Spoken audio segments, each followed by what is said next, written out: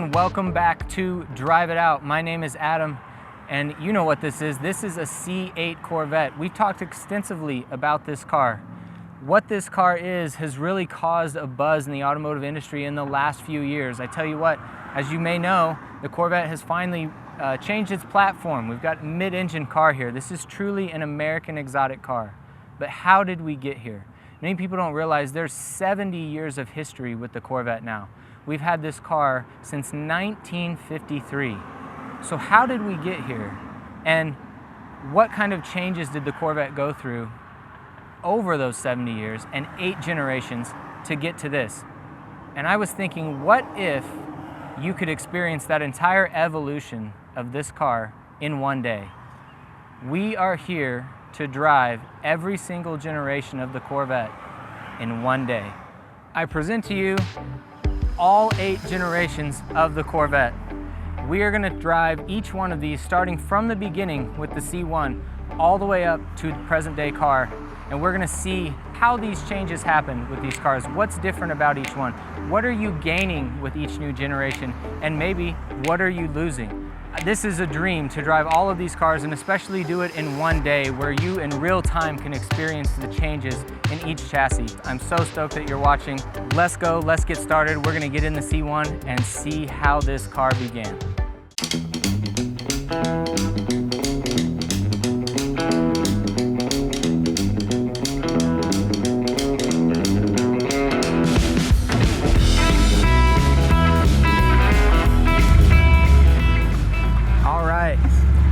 We are in this beautiful 1961 Corvette, and this is toward the end of that first generation. So in 1953, when it started, this car only had 6 cylinders, right?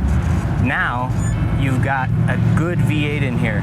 So throughout the first generation, after a couple years you got the V8, then a little later came fuel injection, and now we're here at the fuel injection option, that is, and now we're here at the end of the C1 generation, approaching the end.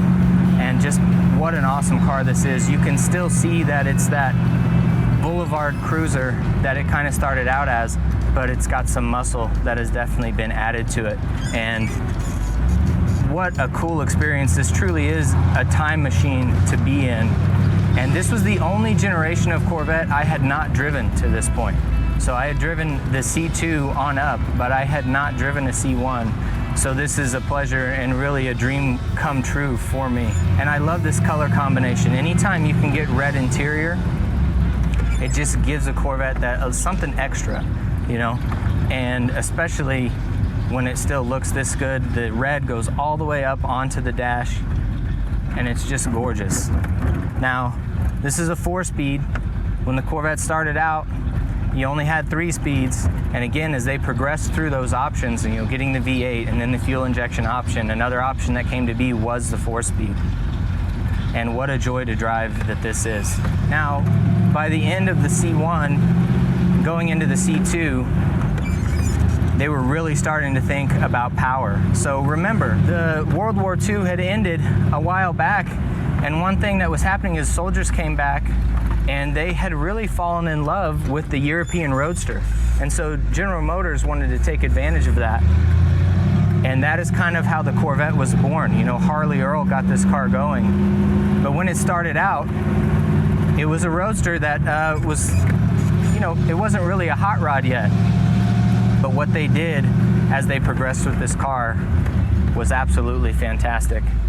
And you can tell that it's starting to get very muscly as you get to the end here. This car most definitely takes you back in time a little bit, and it kind of puts you in a place where you're just driving for the enjoyment of it. It's not necessarily just about getting A to B, but it's about going out leisurely, picking a spot on the map, or maybe even just a direction, and driving for the enjoyment.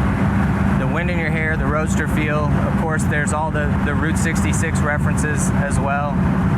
You know, people were driving, and driving was part of the vacation. It wasn't just the part that got you to your destination, but it was part of the vacation. It was part of the getaway. and seeing all the things that are along the way. And I can't imagine a better experience than doing it in this.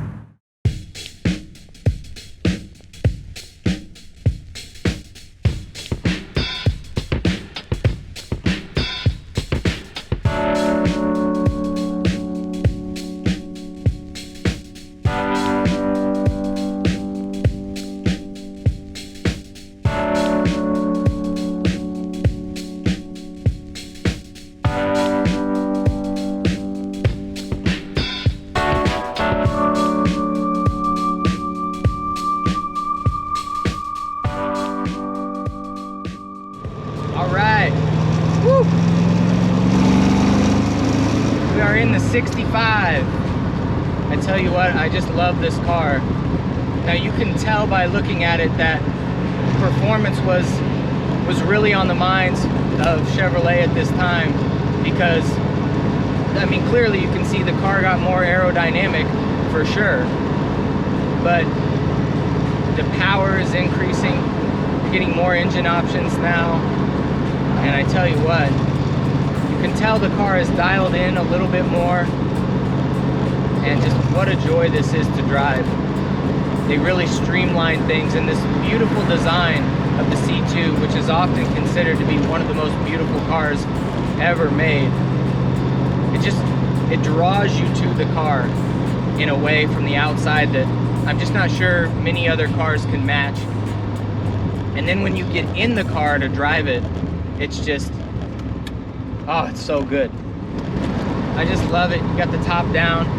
But I tell you what, remember, C2, you do now have a coupe option now, but this is a convertible. And obviously, you know, the 1963, when the C2 came out, you had the split window coupe. That only ended up lasting 1 year.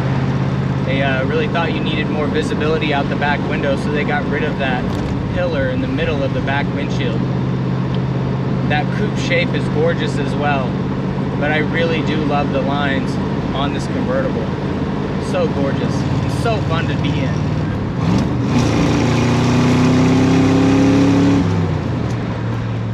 Now this car was a performer in its day, but it still can do the cruising thing really well. It has a presence that is just really second to none. I can't tell you enough how much I love this 65 Corvette.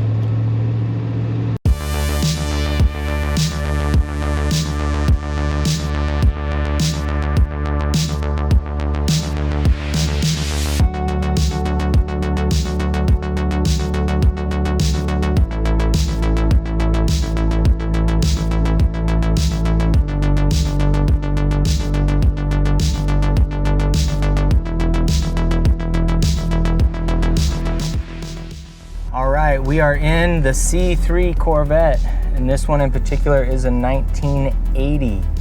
So now remember, the C3 generation started out in 1968, and we got our introduction to these beautiful Coke bottle curves that this car has. And I tell you what, it's something to look at. It's very menacing to look at when it's coming towards you, and it's very empowering to look out of when you're driving, when you look over the hood here.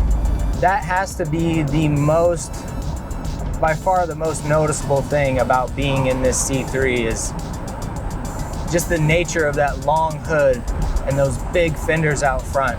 It's so awesome to drive. This car has so much attitude, right? So even though you go through the 70s and we lose the big block, you know, and you lose all the big power because what was happening in the 70s and things were becoming detuned, the car really became good at handling, and they refined this old chassis to really do great things in the curves, and it's still quite fun to drive. It's very smooth. You really notice that compared to the first two generations, is how much things smoothed out in this car. But you gotta love it. I love the presence in this car. Pulling up somewhere in this car is very unique. And there's still really good power here. You can feel it especially when you get your RPMs up a little bit in the mid-range. But man, something about the way you sit in this car, you sit down low.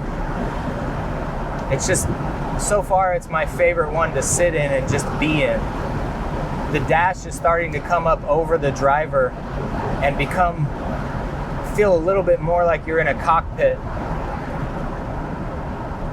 And it just, it feels like such an event to be in the C3 Corvette. And man, just so much smoother than the last generation.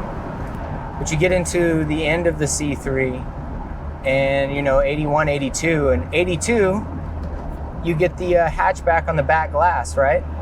And all of the 82s though were automatic, if I remember correctly. You didn't get that manual transmission option back until the C4. But in 1980, I imagine driving in this car, it was something.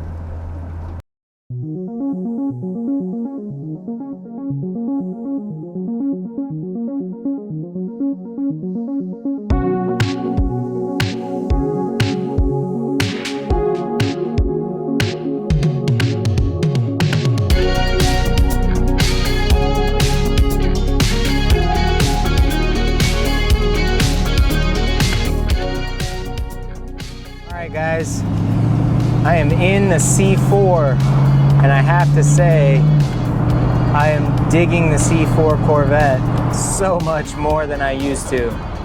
I love driving this car. You're just down so low in this thing, and I actually love the wedge shape and the pointy nose. It's just like you're cutting under the atmosphere completely. And you really feel the speed in this car. When the C4 first came out in 1984, they called them rock sleds, because they were so stiff. And I know they softened that up a little bit, but I tell you what, this car does feel quite stiff, especially when you've progressed through the first 3 generations of this car. Man, it's fun to drive. You really feel like you're down in here and encapsulated. This is a 1993 40th anniversary edition. And man, it's just still fantastic to drive. It's extremely comfortable. And man, the way you put the power to the ground in this is fun, but it still feels like it definitely could be tail happy whenever you wanted to. But I love the C4. It's quirky.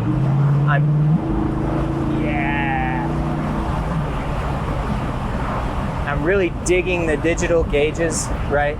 Because it just takes me back. The buttons are all unique. All the displays are unique. It's fun to be in. The way that the buttons kind of wrap around you, and even the shapes of the vents, and it's so much different than the C3 Corvette that it's like you just jumped into a whole new century, when really you just jumped a model year, right? A model generation. But man, it's so fun to drive. I love the way it sounds. It drives light. It feels playful. And I think that's really what makes the C4 so fun, because it can feel that way, yet still be on rails. And I definitely would get in a good C4 and still drive across the country in it. Absolutely. If you're driving in a C4, you know it.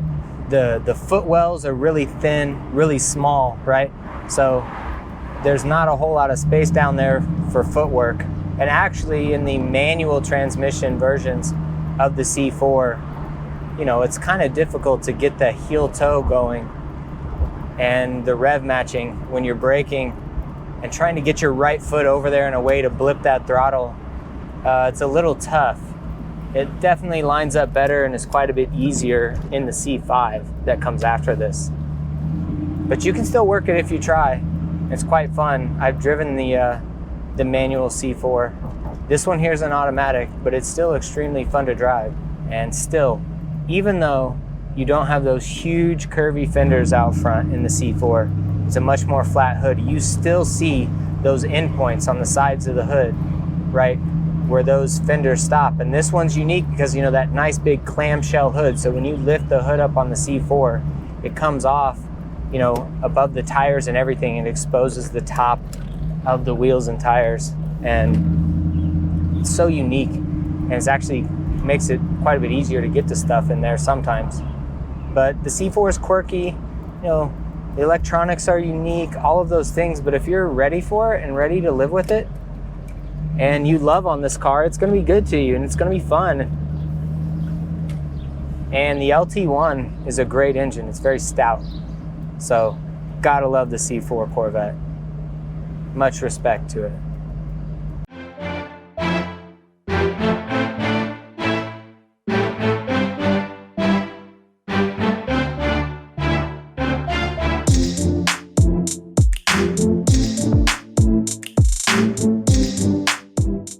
All right, we are in the black 2002 C5 Corvette, and I am loving every minute of it. That LS1 motor, yeah. It's all about it. Power's there when you want it. It's so smooth. It sounds so good. Just a very easy car to drive, the C5. It's comfortable. And I tell you what, there's a big notice in comfort increase between this and the C4, because I got leg room now, like side to side leg room. Transmission tunnel shrank, right? But I tell you what, there's a simplification that happened here in the C5, and I'm liking it. You know, the C4 had its quirks, like I said. Everything was very unique. All the buttons and the dials and the placement of everything was all very unique, and it's very cool. I actually like it, but I also really appreciate the simplification that's happened here with the C5 and its gauges, as well as its setup in the center stack, because it's very easy to read when you look down for quick reference. The C4 gauges were a little busy, especially in the later C4s, right? So you get in here and you've got really crisp gauges to look at, but also, if you don't know, what you got for the C5 is this awesome heads-up display. And think back to, now obviously newer ones had the heads-up display, and many other cars do nowadays. And it's evolved and gotten really, really nice. But I tell you what, in 1999, they introduced this for the 2000 model year, and you had this really good-looking heads-up display that's very informative, and you can actually change information on it to view what you want. But it's fantastic for viewing your speed and keeping your eyes up on the road. I don't have to drop my nose at all to see what I'm doing. I can just keep straight ahead and look at that heads-up display. And I love the 6-speed manual transmission in this. Yeah. It just feels so good. So good. It's fun to drive, and you can tell they've made improvements in cabin noise as well with this car, and they really get good in the next generation, the C6, but they're pretty good in here still.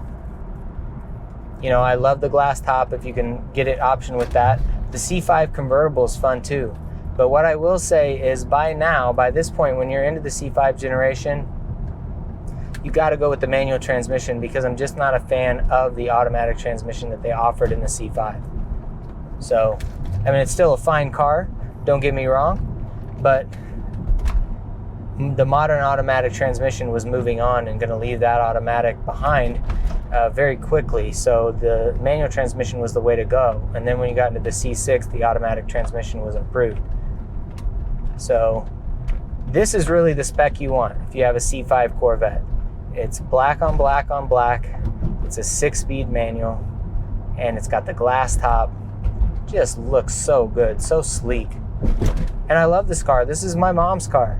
I helped her pick this car out. I helped her find this car, and we traveled a little ways to go get it and bring it home.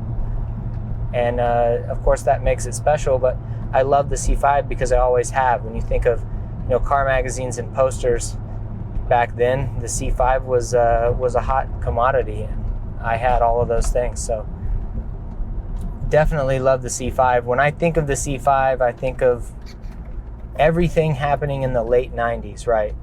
You know, the Olympics were here in the United States in Atlanta, and the Bulls were on fire if you were into the NBA and basketball, and everything was just all about Michael Jordan. And Michael Jordan drove one of these, and he had one that looked just like this. It was black with a removable roof panel, and it was just cool. And that is what the C5 Corvette does for me. I look at them, and every time I see them, I think that's just a cool car. I really dig it. But it's also really fun to drive, and it's a great performance car as well, especially for the money you can get them for nowadays. But fantastic. And the transaxle setup is really good. So it really does a lot for the handling of this vehicle. So the C5 will always be impressive, especially if you remember back when it came out.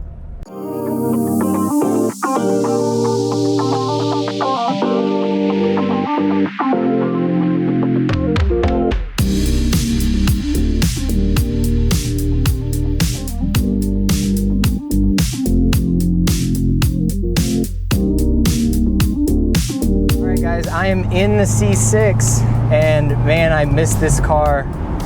This was my car for 3.5 years, and I enjoyed every second of it. I truly did. And I'm really appreciating once again the improvements that they made from the C5 to the C6. It may seem subtle looking from the outside, C5 and C6, but when you drive them, especially back to back, you really notice.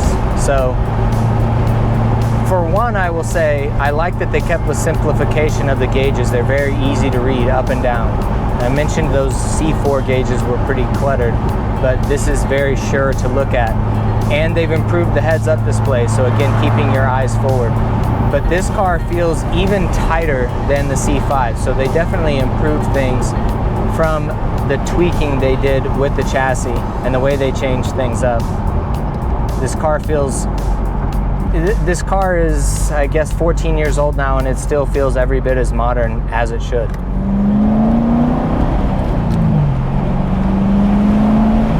It just puts a smile on my face driving this car because, again, it's one of the lighter modern Corvettes. You still have that hydraulic steering rack, and you still have real feel in the pedals, and it's a joy to drive because you are still getting mostly like the full effect what you're feeling in the car, and when you drive the car hard, you feel it as well, and it talks back to you and provides you good feedback.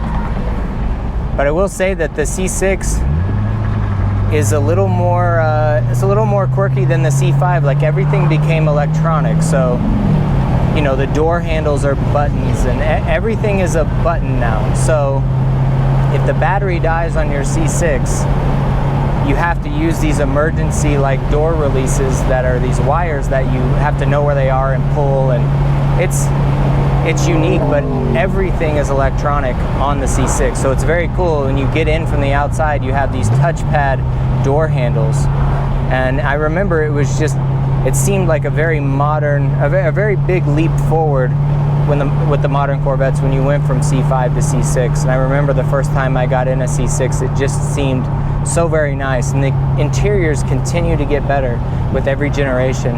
And this was the first interior that I really thought, you know what, this looks really clean, it looks really crisp. I like and appreciate the materials that they're using.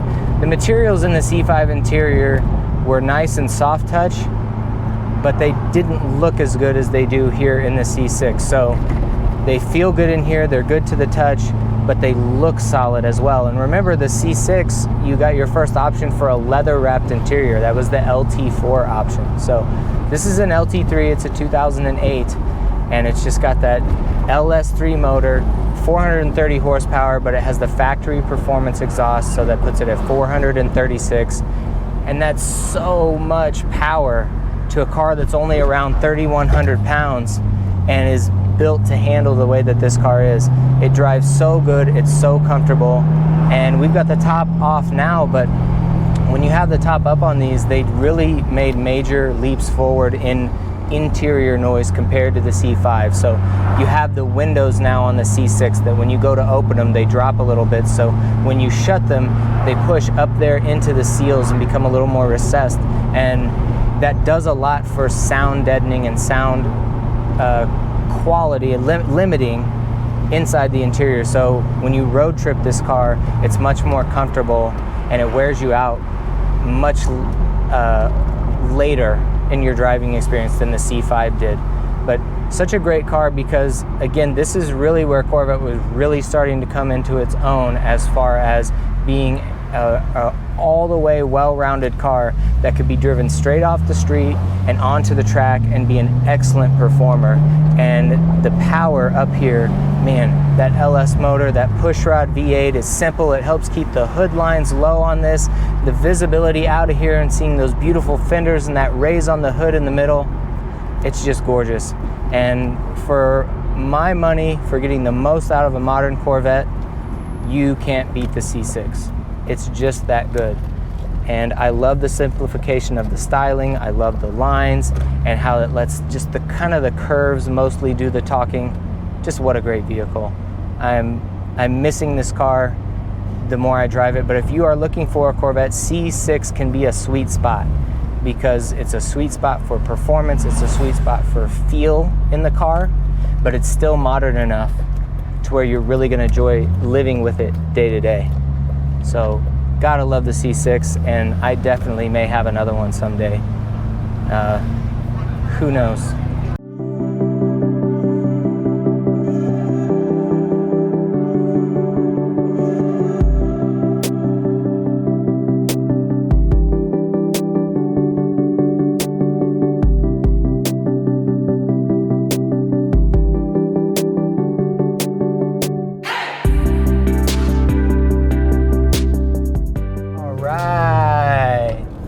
We are in the C7 Corvette.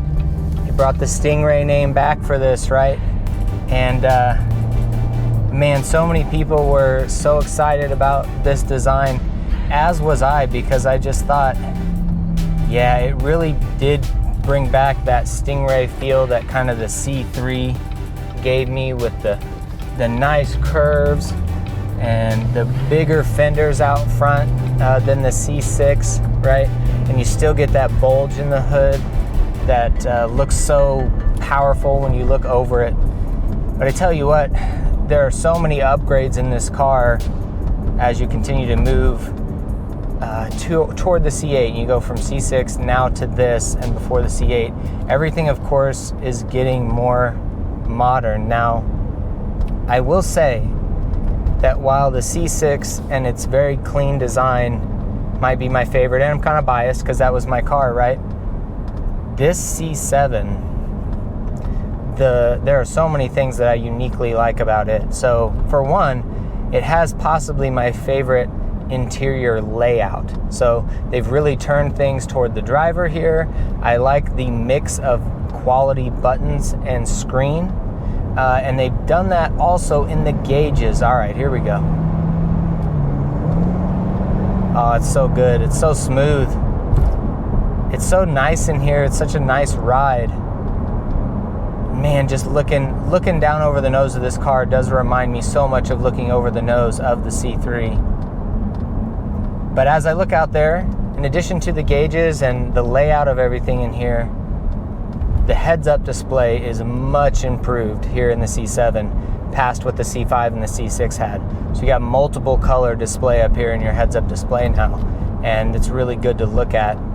But again, these gauges get me because they did a really good job with the digital screen in the middle, but they still gave you quality analog gauges on either side, and I'm really enjoying that. But this was a big deal, the Stingray. A lot of people who were just mediocre on Corvettes before this really liked the Stingray, and I think that's great because it brought a lot of people into Corvette love that maybe we didn't have before. And I have a friend named Brad who I've talked about in the past videos and podcasts, and he got a 2019 C7 Z06, bright red, gorgeous car. And I got the pleasure of going with him to do museum delivery for that car. And man, that was such a great trip. And to see them put that car out, waiting for him, it just sitting there looking so good. I thought this C7 design is so unique, and when you didn't think that this layout of the Corvette could get any better, they just surprised you in so many ways, and it looks so good. It's got beautiful lines, but it still maintains great Corvette curves. It's great to look at. But listen, you go to C7, you do lose a few things, right? So you lose the traditional hydraulic steering rack that you had in the C6. So there's a little less feel and feedback coming through this steering wheel through my hands, most definitely. You can notice that right away. But it's very responsive, this car, and the way that they've tuned these, and the RPMs go way up before they redline. What they're doing with the with this motor at this point in time, at this point in the game, is really impressive. Now this is a 2015, and the Stingray went 2014 through 2019. So it's one of the shorter generations of Corvette, but it was one of the more popular ones. So there are quite a few Stingrays out there.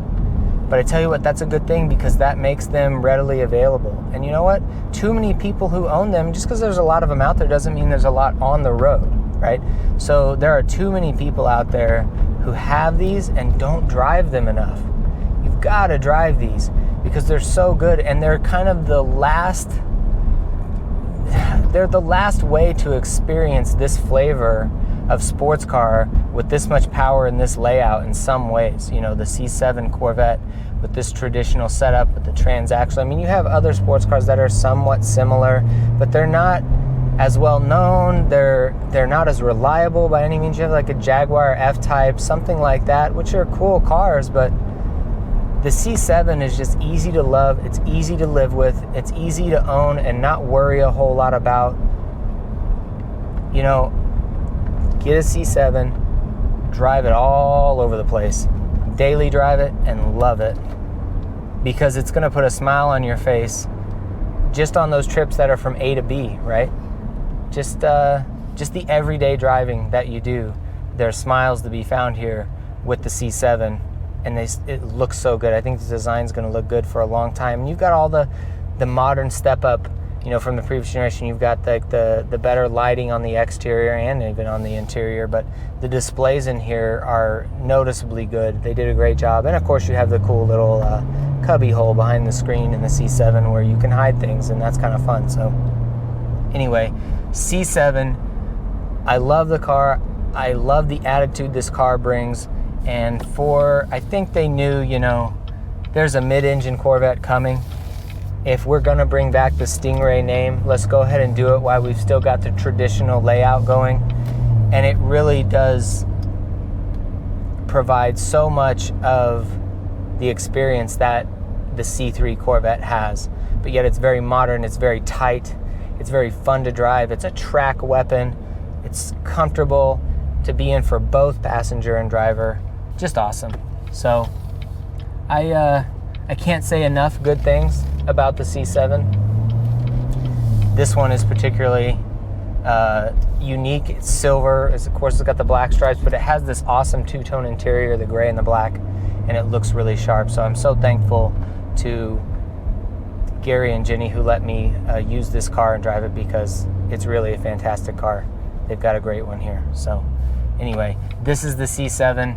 What a way to go out with this layout for this car. It's a home run in my book. So let's see what's next.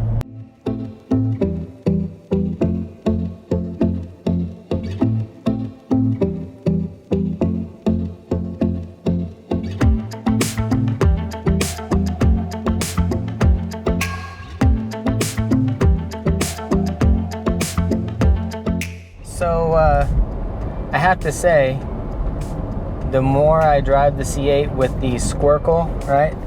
The square-ish, circular-ish steering wheel that it has, surely the more you get used to it. But I think that's because I'm a pretty disciplined driver about keeping my hands at 10 and 2 or 9 and 3 really with the paddles. I could see if you have more of a nonchalant driving style and you keep your hand on the top of the wheel, it's a little weird to have your hand up there because, again, it's flat up there. It's just different, you know. So, but I have to say, it's just so good. The transmission is so smooth, and it's a joy to be in. Now, I'm staring at screens. I got nothing but a digital gauge cluster, and I've got nothing but, you know, a digital infotainment screen over here. But if you look hard enough, there are still good buttons on the steering wheel, and there's a great column of good buttons over here on the side. And I'm a fan because they've designed them, you'll notice if you just touch them, they've designed them to be learned by touch. So they did a good job. I can reach over here once I learn my buttons and just hit them. I don't have to take my eyes off the road to touch the screen, and I quite enjoy that. So, but again, I'll say about the C8, if I haven't already said it, the fantastic performer that this is. It's so unique, and there's so much here to be enjoyed from a visceral standpoint still, even though it has lost some of the feel of the other Corvettes of the older generations. That mid-engine back there and having this balance is really entertaining to drive because of how glued you feel to the road, and it's confidence inspiring. It really is. So, I mean, of course, until you get it out there and drive it at 10/10 on a track, you know, maybe you can scare yourself pretty quickly. But how cool is it to drive this? I feel 110% like I'm driving an exotic car, and I'm in a Corvette. So maybe it just is an exotic car now. That's my conclusion. So while we think about all the generations of Corvette, how we got here, it's still a Corvette, but it's not the same Corvette anymore. It's not just America's sports car, because it always was America's sports car. It does bother me when people call Corvettes muscle cars. They masquerade sometimes as a GT car, you know, a Grand Tour, because they are comfortable for going long distances, and, you know, they weigh over 3,000 pounds, most of them, you know. So I get it, but they're a sports car that's playing the GT role, not a GT car that's playing the sports car role. This is America's sports car for a reason. It's been titled that for decades for a reason, because it is. And it's not a muscle car. It may sound awesome in some of the same ways that some muscle cars do, and I enjoy that and I like that. But you know what? There's some changes still coming ahead for the C8. They've teased some hybrid power and maybe even a fully electric, you know? And as those things come, we'll take them in stride, but sports cars got to stay lightweight. And when you start electrifying things, the weight goes up pretty quick. So we'll see what happens, but I love a good lightweight sports car. I loved my C6. It was pretty lightweight. And you definitely can go lighter weight than that with other cars, and they're fun because they're lighter weight. But Corvette has always carried its weight very well. So we'll have to see if that can still be the case when they start adding electrification, because the weight's going to go up. It'll be interesting to see how they deal with that, because weight is the enemy of feel in many ways. But I tell you what, for the everyday driver, the C8 can't be beat. For the track, for a modern car, the C8 is so awesome. It's just, there's still so many praises to sing about this car, and I'm just excited. The car's been here so long and it's still here, 70 years. It's awesome. But I think the entire Corvette evolution should be celebrated. Every single one of them, because they're all awesome. All right, guys, I am in the C8. This is so awesome right now. We are attempting to drive with all 8 of these cars in order. Descending order, that is. So we're gonna attempt to drive all these cars together and get some really beautiful shots of all of these cars together. And I am so excited about that. So I've got the C7 behind me, the C6 behind it, and we're gonna see if we can get all lined up here. We have all 8 cars together in order, and we're getting ready to make a turn up here and see if we can't go drive in some beautiful spots with these 8 cars. It's very cool. You imagine how much attention that you get when you're driving 8 generations of the Corvette in order together in kind of a Corvette train.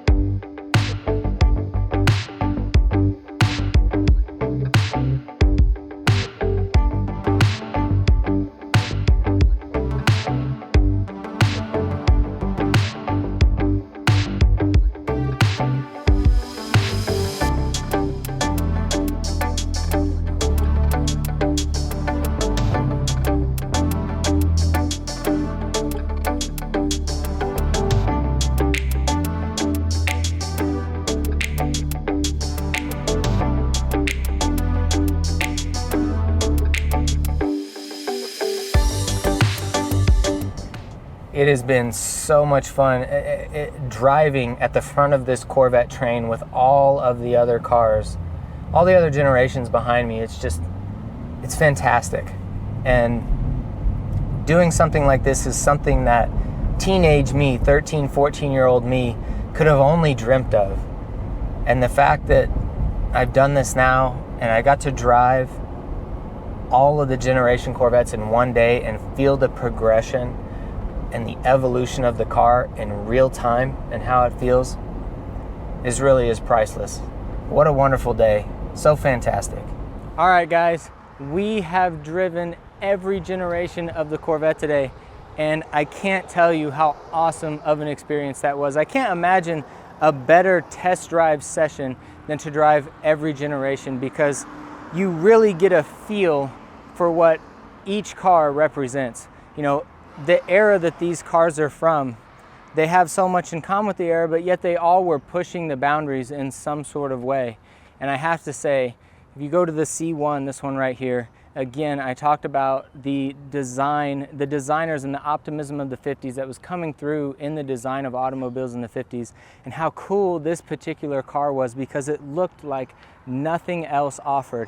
It stayed small, the tiny roadster, right? And so it had some great curves, and it avoided these huge wings and all of that, but it had these very pronounced curves, and such a gorgeous car. And this cove is iconic, right? This cove on the C1, everyone recognizes that and knows that it's specifically Corvette, and it really gives the car a very fast look that it didn't have at the beginning of the generation when it started. So much appreciation for this car, the unique interior, the rear view mirror on the dash, the gauges, they're beautiful. What a fantastic vehicle. And on the C2, I have to say it might be my favorite because it's so beautiful. The lines are so simple, yet so pretty.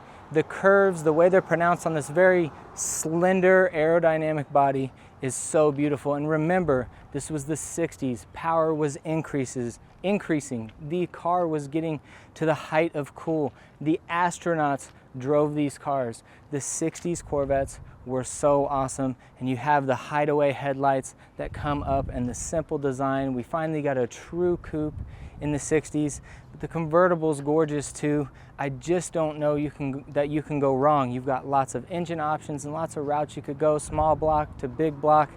What a cool car and a fantastic car to be in, and what an event car this is as well. To show up in something like this, it has such presence, and I have to go ahead and say it, one of the reasons this particular 65 is maybe my favorite here. I actually got to drive away from my wedding in this car over 15 years ago, and that really made my day. 60 degrees on a January afternoon, driving away from the wedding with the top down.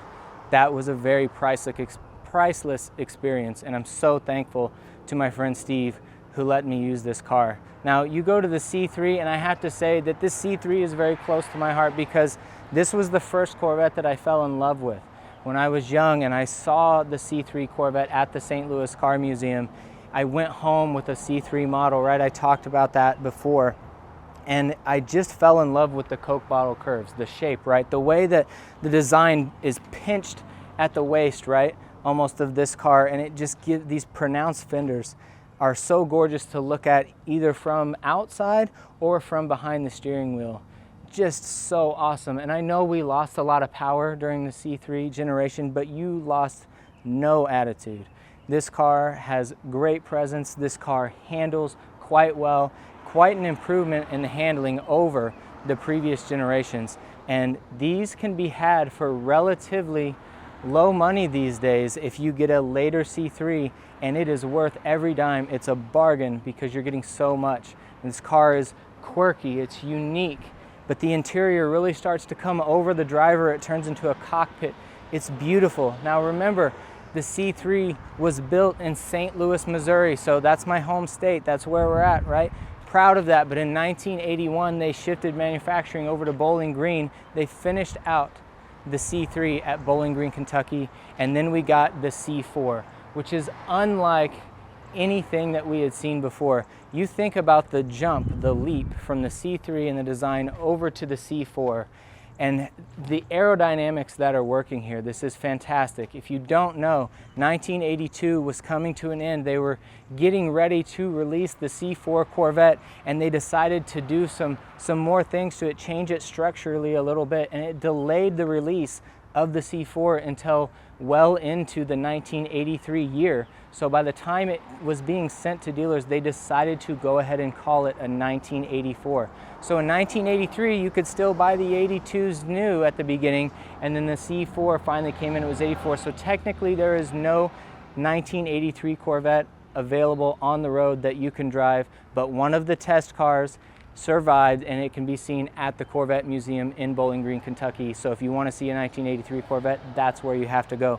But the C4 was such a different design. What they had to do for rigidity, because remember, we went from roadster to true coupe, and then we've got a coupe here, but it's got T-tops, right? And you have that bar in the middle for rigidity on top of the roof here. But when you go to the C4, they lost that. So what do you have to do? You have to really stiffen the rest of the chassis. So when you go to get in a C4, you'll notice that the door seals are super high because they had to do the chassis in that way to add the stiffness down low where it wasn't getting it from above. But what you're left with is this very wedge-shaped car, right? You don't have these high arc curves. They're very subtle. This is a wedge-shaped car, but you get aerodynamics from this. And the improvement in handling that comes from the jump when you go from the C3 to the C4 is astounding. And if you go back, maybe today you look at all these cars and if maybe this particular design isn't your favorite, I don't really care. You should go back, look at the articles from magazines in the 80s and listen to how they raved about the handling of this car. And then slowly with the C4 generation, power started to increase, right? We started to get that power back, right? And you had this styling up facelift and kind of changing the rear end, and the interior completely changed in the middle of this generation. You know, it started out with that all digital dash that felt very Back to the Future like, right? And it kind of changed a little bit into the 90s, got a little more sleek. And I tell you what, you can't go wrong with a C4, but they're quirky, so you got to be ready for C4 ownership because they're very unique. Just get in one and look at all the different little tiny places where they've stored things in a C4. Such a unique car, but one of my favorites because there's nothing else out there quite like it. Now, we jump from the C4 to the C5, and the big thing is here, right? The C4, you still have the traditional setup where you have the engine and the transmission is mounted right behind the engine, much like a muscle car, right? That's kind of what it feels like. So the back end is kind of light, and that can be really fun. But the improvement of handling that they were working on this whole time through the progression, how do you improve on what's here, improve on what is there? You get to the C5 and now you get a transaxle. So that's right, so they move the transmission to the back. So you have this 50-50 weight distribution that they're after, and it causes this car to handle in a whole new way. And you really notice that when you jump from the C4 to the C5. There's also a very big jump in interior. The interior changes because when you don't have the transmission in the center of the car right behind the engine anymore, this opens up space in the interior. So you're able to have more space to do more with, and they managed to open it up. And I can just start to see signs that in this car and that car, the interior is turning even slightly more toward the driver and becoming more driver focused, providing that cockpit feel. But the C5 is very special to me because when I first saw this, it really made me long after owning a Corvette. It very much similar to when I saw the first C3. I fell in love with the design of Corvette and the attitude with the C3. This made me want to own one because I saw one for the first time. I was driving by a Chevy dealership in the back seat. My mom was driving. I saw one in red. I told her to turn around, let's go see it. I didn't know what I had saw, but I knew it looked awesome, and it was a red C5, and it was gorgeous. So these cars, every generation, special to me for a different reason. The first Corvette I ever rode in was one of these C4s back here, and going that fast, that low to the ground was an amazing experience. And then when I finally got to ride in a C5, the experience was very similar. And that was a fixed roof coupe from 1999. That was very cool. Those preceded the Z06 that came in 2001. It's that locked on roof, that true coupe, right? And so it looks like a convertible with a hardtop sat on top, but that hardtop is permanent, and it's the lightest of all the C5 Corvettes, and it's very stiff and very fun to drive. But as we progress from the C5 to the C6, you now have a car that is still evolving. Now look, it's obvious. What is the most obvious thing that we're missing now? And that is the pop-up headlights. So you now have exposed headlights, and that's for all kinds of reasons, right? So you have the aerodynamics purpose at night, you have crash test standards that car companies are dealing with. You know, the lights had to be dealt with, so they went with this open design here in the front, and it actually looks really awesome. It's kind of a Euro style looking, but when you transition from this design to this one in the C6, you can see that they kind of trim stuff up, right? They make it to where the car is cleaner. There's not so much bubbliness and things like that, and they really trim it down. And if you look at other cars from this era, this was from 2005 to 2013, cars kind of all around got these big plain sides and plain surfaces. And Corvette was able to do that, but in a way where they didn't lose any of that look. So if you get on the side profile of a C6, you still see those Coke bottle curves, and they're gorgeous. When you get in the C6 and you drive it, you can instantly tell a difference in how it drives differently than the C5, because they really worked on the transmission, the shifter. The LS motor is evolving, right? You have the LS1 in the C5, and now you've got LS2 and then the LS3 with the C6, and they're really honing it in. These LS motors are awesome, right? They're way cool because you can get so much power from them, yet they're still simple. They're still easy to work on and understand, and their power delivery you can really count on and is really smooth.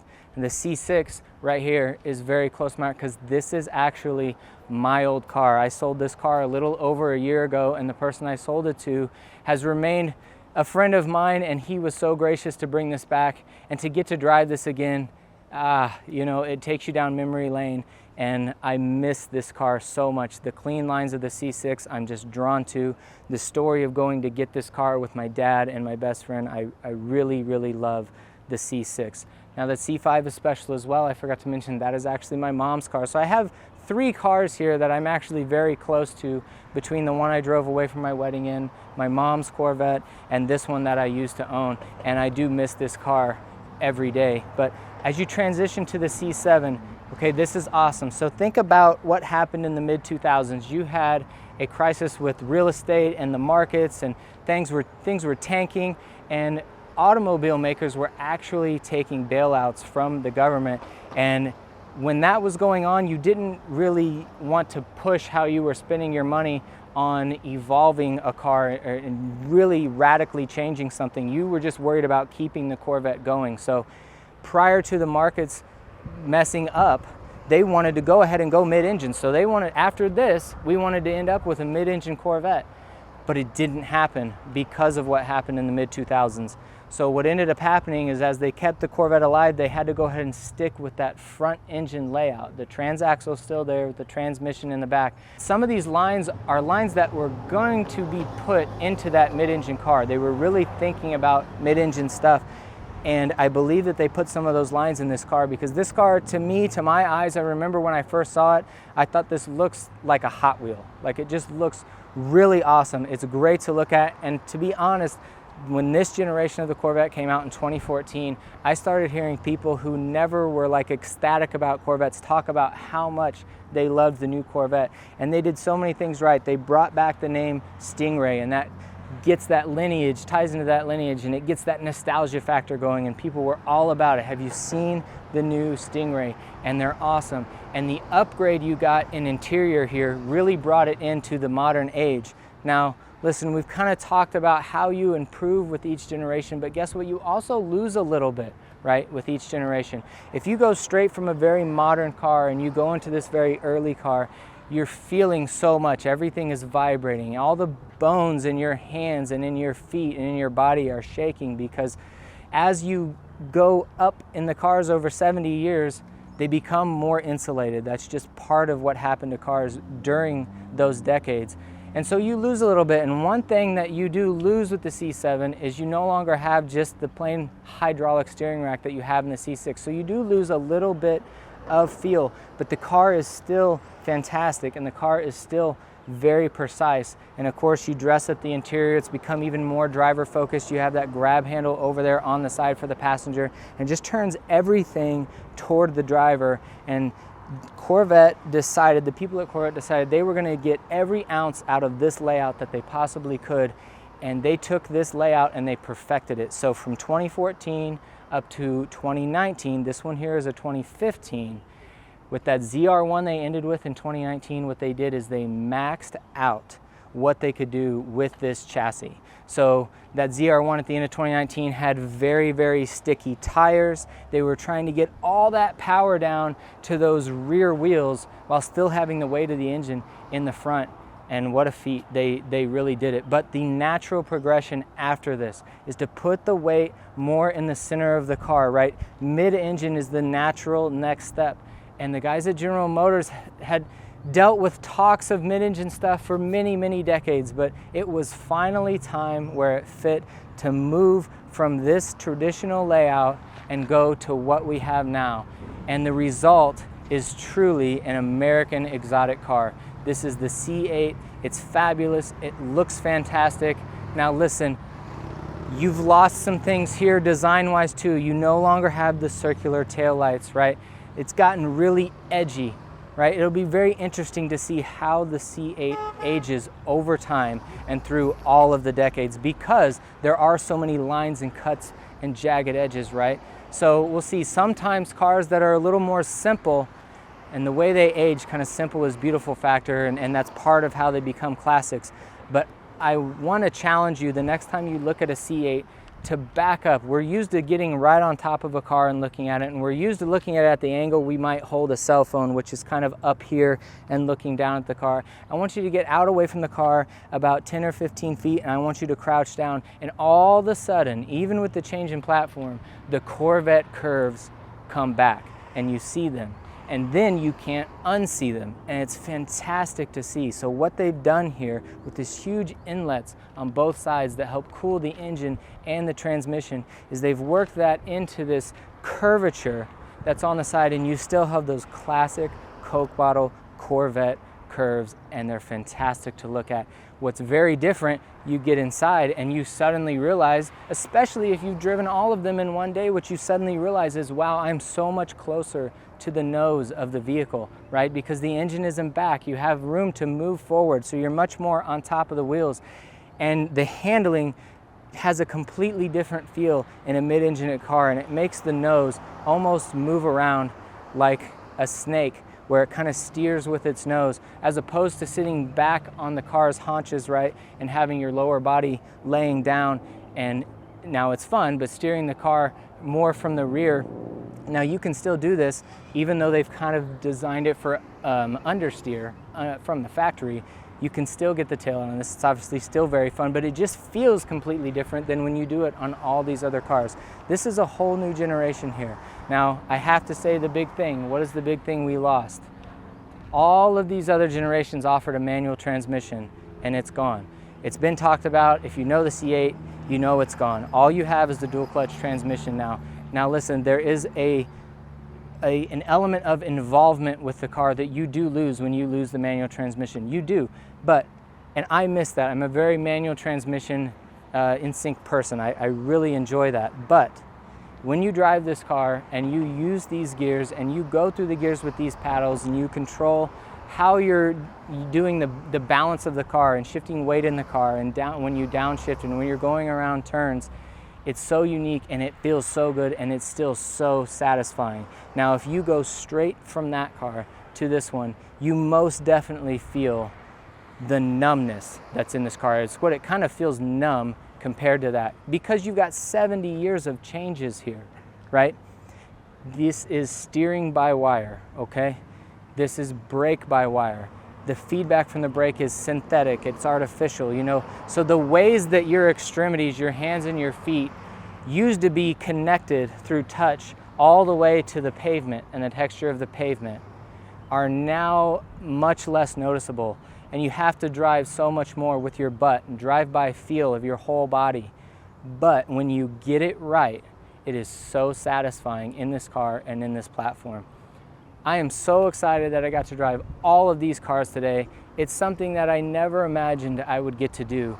But I tell you what you can learn by driving all of them in a vacuum and kind of in the same moment in time, the things you can feel, the differences you can feel really become heightened, and you become more aware of all of them. But I have to say, I'm so thankful to have done this. If you are shopping for a Corvette, if you're wondering what kind of Corvette do I want, obviously you are drawn to different styles and designs, but think about the driving aspect as well, because they all provide their own unique element from the driving standpoint.